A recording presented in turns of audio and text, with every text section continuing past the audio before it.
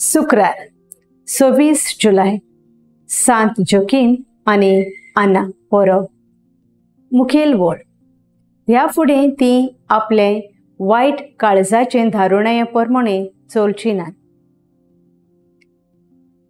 नियाळाक आदार आयच्या काळार आमचें जिवीत सगळें मॉडर्न आनी गो विथ द ट्रेंड जायत वेता।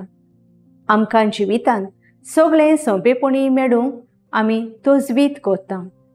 आमच्या घरांत जाणटी शेपाय शेमाय ओ आवय बापूय आसात जाल्यार आमी तांची सेवा करूंक फाटीं सरता। तांकां घरांत दवरूंक जायते फावटी आमकां लज दिसता। अशे तरेन जायत्या जाणांनी धारूण जावन आपल्या जाणट्या आवय बापायक आजिलान घातल्यान। आयच्या पयल्या वाचपान जेरेमियास प्रवाद्याच्या उद्देशीं सर्वेस्पर अशें सांगता। ह्या फुडें ती आपले वायट काळजाचें धारुणाय प्रमाणे चलची नात।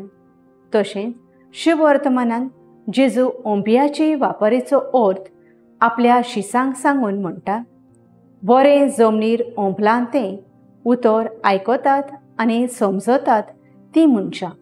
हीं पीक दितात एकाक 100, दुसऱ्याक 60 आनी तिसऱ्याक 30।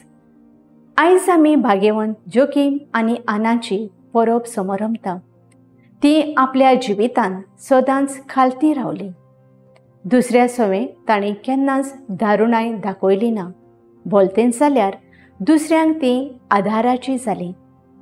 ह्या तांच्या बऱ्या आनी खालत्या जिविताक लागून देवान तांकां आपल्या पुता जेजूची शेपाय शेमाय जावपाचें देणें फावो केलें।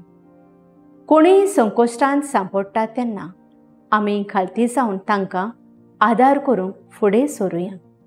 आमच्या काळजाची धारुणाय पयसावून खालतीकायेन वावरूं तेन्नाच आमी बरें पीक दिवंक पावतलीं।